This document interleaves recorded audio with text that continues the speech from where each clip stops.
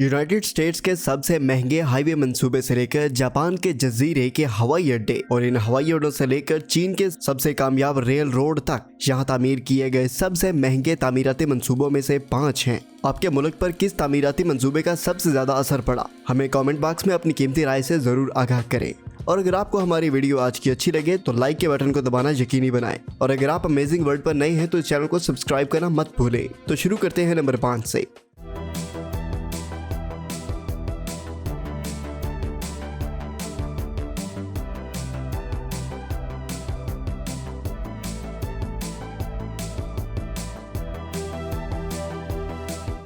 Number 5 पर है Suez canal. असल सुएज नहर 1869 में मुकम्मल हुई थी और ये यूरोप और हिंदुस्तान और मगरबी बहरुल काहिल यानी वेस्टर्न पैसिफिक ओशन के दरमियान मुख्तसर तरीन समुद्री रास्ता फराहम करती है। ये दुनिया की सबसे ज़्यादा इस्तेमाल होने वाली शिपिंग लाइन में से एक है जो 193 किलोमीटर तक फैली हुई है। और सुएज नहर की अहमियत इस बात से अयां है कि इसके साल के शुरू में 6 रोज़ा नाकाबंदी से दुनिया को $50 बिलियन से ज़्यादा तजारत का नुकसान हुआ। पिछले साल दुनिया की तकरीबन 12 तजारत इस नहर से गुजरती थी। हालांकि इसकी बड़ी अहमियत के बावजूद ज़्यादातर चैनल को सिर्फ एक ही शिपिंग लाइन की इजाज़त दी गई जो हर रोज़ औसतन 49 कार्गो जहाज़ों को जाने देती थी। चनाचे 2014 में मिस्र ने नहर सुएज के मतवाज़ी 35 किलोमीटर तवील दूसरी शिपिंग लाइन बनाने पर काम शुरू किया। नई सुएज नहर ने आबी गुजरगाह के एक बड़े हिस्से को भी गहरा और चौड़ा किया। अपग्रेड के 1 साल बाद $9.2 बिलियन में मुकम्मल हुआ और 2 सिमतों में ट्रैफिक को आसान बनाया। इसने बहरी जहाज़ों की आमदोरफ्त के इंतजार के वक्त को कम करने में भी मदद की।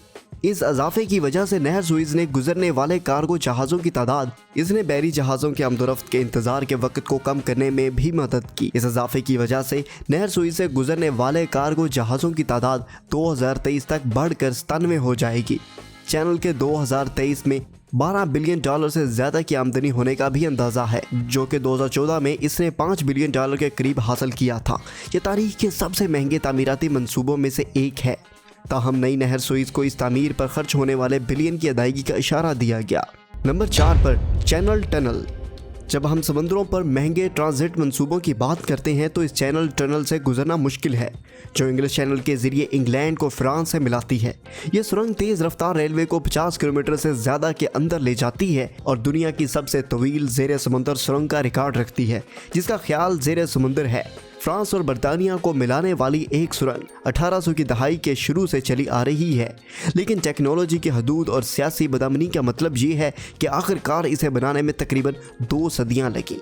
1897 में बरतानिया की जानब से खुदाई शुरू हुई और तकरीबन 1 साल बाद फ्रांस ने अपनी तरफ से भी तामीरात शुरू की। सबसे मुश्किल काम इस बात को यकीनी बनाना था कि दोनों फरीक दर हकीकत मिलेंगे, इसलिए उन्होंने खुसूसी लेज़र और सर्वे करने वाले आलात का इस्तेमाल किया। ताहम ये बहुत अच्छा रिलीफ था जब वो वाकई 1 दिसंबर 1990 को मिले थे तो तारीख में पहली बार बरतानिया और फ्रांस आपस में जुड़े थे।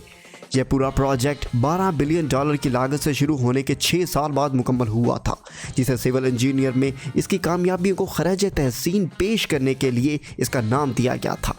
दुनिया के 7 अजायबात में से एक अब भी इस बात से इनकार नहीं कि चैनल टनल महंगी है, ताहम बरे आज़म में एक और सुरंग की कीमत इससे भी ज़्यादा है। नंबर 3 पर बोस्टन्स बिग डेक यानी बोस्टन की बड़ी खुदाई। इस प्रोजेक्ट को 1987 में पुरानी सेंट्रल आर्टरी रोड को तब्दील करने के लिए मंजूर किया गया था जिसमें रोज़ाना 75,000 गाड़ियाँ आ सकती थी। ताहम रोज़ाना 2 गुना से ज़्यादा कारें इसका इस्तेमाल करती थी जिसकी वजह से इस मसले को हल करने में 10 घंटे तक की ताख़ीर होती रही। यह मंसूबा एक 8 लेन ज़ेरे ज़मीन हाईवे की तामीर का था जो बोस्टन की तामीर मरकज़ के नीचे 6 किलोमीटर तक चलेगी। बड़ी खुदाई 1991 में शुरू हुई। इन्हें 7 साल बाद ख़त्म करना चाहिए था।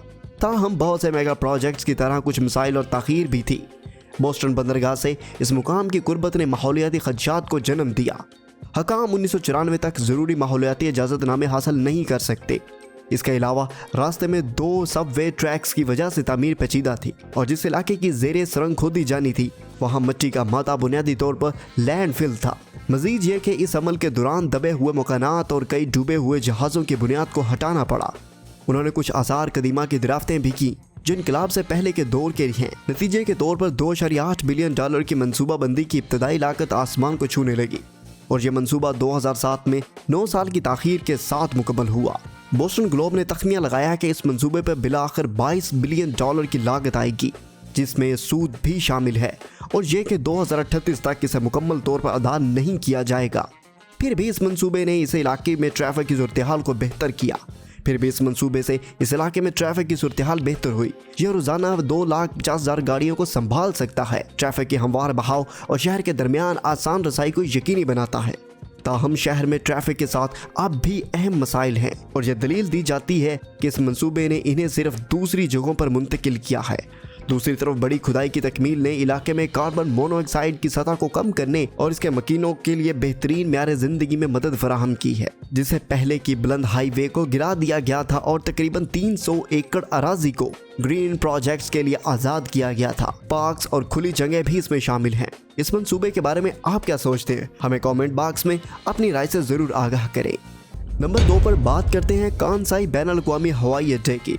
हम जापान के कंसाई इलाके का दौरा करते हैं और एक मसनूई जजीरे पर बनाए गए दुनिया के पहले हवाई अड्डे को करीब से देखते हैं। कांसाई बैनुल-अक़वामी हवाई अड्डा एशिया के मसरूफ तरीन हवाई अड्डों में से एक है। तो सवाल ये पैदा होता है, क्या ये 24 घंटे काम कर सकता है? अपने अलग थलग महल्ले वकू की वजह से जब इस ऑफशोर हवाई अड्डे ने मंजूरी दी तो इसकी तामीर के लिए जगह मौजूद नहीं थी। लिहाजा पहला कदम यह था कि एक मसनूई जजीरा तामीर किया जाए जो इस इंसानी साख्ता जजीरे पर आलमी म्यार के हवाई अड्डे की तामीर का काम कर सके। मुस्तकबिल के हवाई अड्डे की मंजिल 1987 में शुरू हुई। 3 पहाड़ों को कुचल कर और हजारों भारी सैंड पाइपों पर मुश्तमिल एक समुद्री तह में डालकर पानी के ऊपर जमीन की 30 मीटर की तह बिछाई गई। नतीजतन 4.5 किलोमीटर लंबा और 2.5 किलोमीटर चौड़ा मसनूई जजीरा था जो 1990 में मुकम्मल हुआ। हवाई अड्डे को 4 साल बाद मुकम्मल किया गया और इसे 1994 में बाज़ाब्ता तौर पर खोल दिया गया। कुछ तरमीम, मुरम्मत और दूसरे रनवे के इजाफे के बाद कुल लागत $24 बिलियन तक बढ़ गई थी। ताहम नए मुकाम और इंजीनियरिंग की जिद्दत ने कंसाई बैनुल-अक़वामी हवाई अड्डे को फौरी तौर पर मुतासर किया। 2009 में 28 मिलियन से ज्यादा मुसाफिरों ने कंसाई बैनुल-अक़वामी हवाई अड्डे का इस्तेमाल किया और ये जापान में टोक्यो हवाई अड्डे और नारिटा इंटरनेशनल एयरपोर्ट के बाद तीसरे नंबर पर है।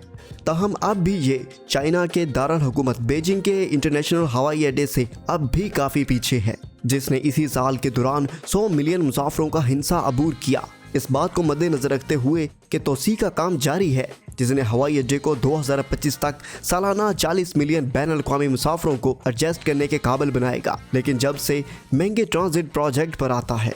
और नंबर 1 पर बात करते हैं Beijing Shanghai high speed railway.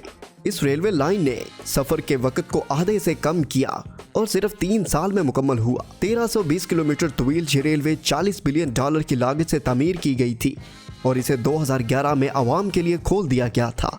Operation की पहली दहाई के दौरान रेलवे लाइन ने पहले ही 1.3 बिलियन से ज्यादा लोगों की खिदमत की है। 1041 किलोमीटर के करीब रफ्तार से सफर करने वाली बुलेट ट्रेन बीजिंग से रवाना होती है, जुनूब से नीचे जिनान तक चलती है, नानजिंग से गुजरती है और यह तकरीबन 5 घंटे में शंघाई का सफर मुकम्मल करती है। सिर्फ 2019 में तेज रफ्तार रेलवे को खोलने से पहले इस सफर में तकरीबन 12 से 14 घंटे लगते थे।